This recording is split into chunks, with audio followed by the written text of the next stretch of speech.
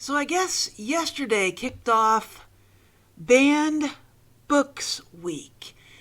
And we're going to go with ABC News because I tried the Washington Post and they took up half the page with a gimme, gimme, greedy, greedy, so F them and the horse they rode in on. We'll just use ABC News since they want to get out the news. And the headline is, As Banned Books Week Begins, Report finds over 10,000 books removed in the last school year. It's nearly triple the amount banned the previous year, some advocacy group says. All right. Banning 10,000 books is pretty impressive, actually. So what it says is these books were removed from the 2023-24 school year. These are from school libraries. So keep that in mind. So, what kind of books do you think should be in a school library? My grade school had one. My high school had one. And I checked out a lot of books from at least my grade school library. I'm not sure I checked out too many from the high school library, but it was there. So I have no idea what was in the high school library, and I can tell you everything that was in the grade school library was age appropriate. I mean, you weren't going to find any Stephen King in there or anything like that. In fact, it was a Catholic school, so you weren't going to find anything like that in there at all. So 8,000 of those books were in Florida and Iowa. And those states specifically have laws in place restricting content that is related to sex, gender, and LGBTQ content. Well, there's a little bit of a problem here. Regarding sex. I'm not even going to touch the other two. But here's the thing that lacks in most schools is sex education. So we need more of those books in grade schools and high schools. People need to understand how reproduction occurs. Would be very helpful in life if people understood, how babies are made. Kind of important. Because if you're not going to give them access to the educational literature, goes through. All right, let me try that again. If you don't have sex education in school, your students are not going to understand where the peg goes, all right? They're not going to understand this. And that means that they're going to have to read something, right? Do you want them reading, or do you want them watching, explicit adult movies to figure out, where the peg goes? What slot does the peg go in? Or maybe you want, your 18, 19-year-old to come on over and read some of my stuff. They can read The Sex Doll and learn where the sex doll goes. They can read Mountain Men and The Nymphomaniac to learn about the birds and the bees. What's some other ones? The Billionaire's Leak. There's some pretty creative places where the peg goes in that one. In fact, I liked it so much I did a Billionaire's Leak too. Or, they're going to read Populate the Moon. I wonder what goes on there. And here's the thing. Even as an author who writes a lot of erotica, I would really prefer that my readers understand the basics before they get to my books. I don't want my books explaining how to put on a condom for someone for the first time. Okay? I should not be your educational material. But hey, if I am your educational material, how to put on Mutto shields, you know, it's in there. I explain how to use certain products to prevent reproduction. The term meadow shields is what's used in my little bitey vampire books once they figure out that there is actually a way to prevent sex, which is what they call the babies. And here's the thing, I'm not today's kids. I'm significantly older, but I can tell you in the 90s, there were plenty of dudes that watched plenty of very adult movies to figure out where to stick their equipment because their schools did such a terrible job about it. And now they've got laws saying that they can't freaking even teach it. Are you kidding? Are you kidding? So, needless to say, I should be on the banned list because my book should be nowhere near a school library. But they don't know who I am, so if you ever see my books in a school library, somebody screwed up. But anyway, let's take a look at what they're doing. They want to restrict stories by and about women and girls, certain types of abuse. Right there, folks, certain types of abuse. Yeah, and I can tell you in some of the erotica categories, some of them make my skin jump. I'm like, ooh, should not touch that with like a 100-foot pole, but somebody wrote it. All right. So the restrictions have impacted titles by James Baldwin.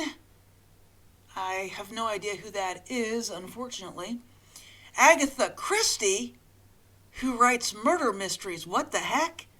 Okay, I don't know why Agatha Christie would be on the banned book list. Alice Walker, Jody, I'm not even going to try that last name. And Toni Morrison. Unfortunately, about 75% of those guys, I don't know who they are.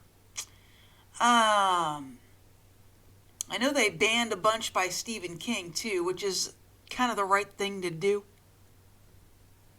Stephen King does not write for children. Now, I was 13 when I started reading Stephen King books, but they're not for children, and specifically Gerald's Game is not for children. I don't think anybody's old enough to read Gerald's Game, to be quite honest. All right, and here we have a picture of 3 banned books. Slaughterhouse-5. Well, no kidding. Angie Thomas, The Hate You Give. No idea. And Captain Underpants. I don't know why that one's banned. We all know why Slaughterhouse-5 is. That's horror. I think that's slasher horror too. Alright, so that's it on that one. So let's just go over here to the ALA, that's the American Library Association, to their banned and challenged books page. The ALA compiles data on book challenges from reports filed by library professionals in the field and from news stories published throughout the United States. This has got some banned book events and some more talk about Banned Books Week. Beating book bans, fighting perspectives on censorship. And here's the thing, I'm not a big fan of censoring fiction or even non-fiction or anything like that, because it's all information, and especially fiction is fiction. It's like the Coyote and the Roadrunner. It's fiction. It's entertainment. Nobody's going to send a big rock over a cliff to squish anything. We know it's fiction, or at least we should, right?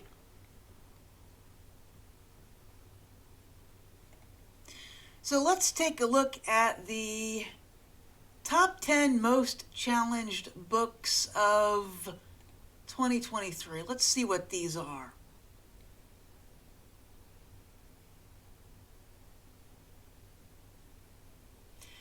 Gender Queer, a memoir by Maya Kobabe.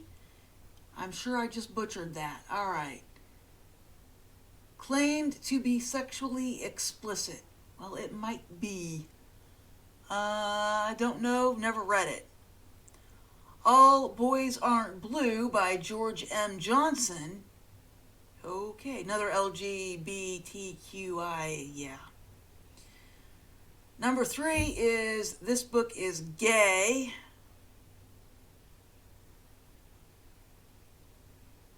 Number 4 is The Perks of Being a Wallflower. Why? Oh.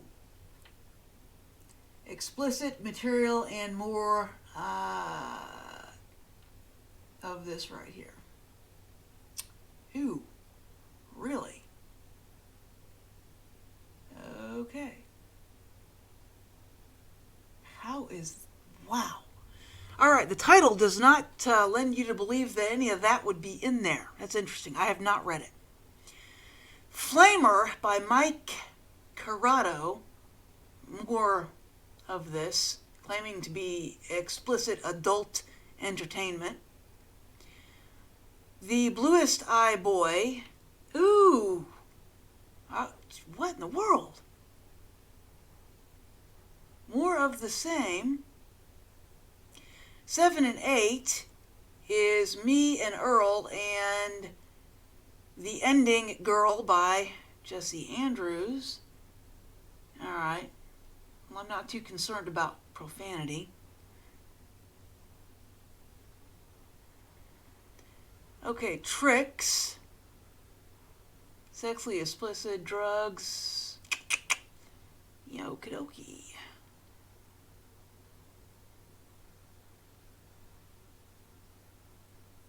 Looks like they're really just going after LGBTQIA content. And that right there. I think this was made into a movie. I think. There's a lot of movies with this particular claim, that's for sure. So, alright, those are the top 10, and they all had the same theme. So, let's see what's available for Banned Books Week. Looks like this is mostly online events, but it says you can tune in throughout Banned Books Week for a series of mostly free online events featuring authors, librarians, and activists working to fight censorship. Check out some highlights below. So, this was for yesterday. This is past because I am late to the party. Banned Books 101 is in about 5 hours from EST. This is CT, 12 p.m. CT, so lunch hour. Banned Books 101. Something going on at 1 p.m. Central. 6 p.m. Central, Banning Censorships and Democracy. Queer Joy in Comics. All right, that's on at today at 6 p.m. CT. So that's what they're doing. There's a lot going on today and tomorrow. You can check it out at ALA.org, /events. I'll put that down in the links so that you guys can figure it out. But so that's what's going on this week. It's Banned Books Week. And no matter how you feel about it, there are some books that probably shouldn't be banned. There are some that probably should. And what we're talking about here is, school libraries. School libraries. What kind of books, and I'll just leave you with a question. What kind of books do you think need to be in those libraries, and what kind of books do you think they need to skip? Anyway, I'll leave you with that. Remember to like and subscribe. I will talk to you later.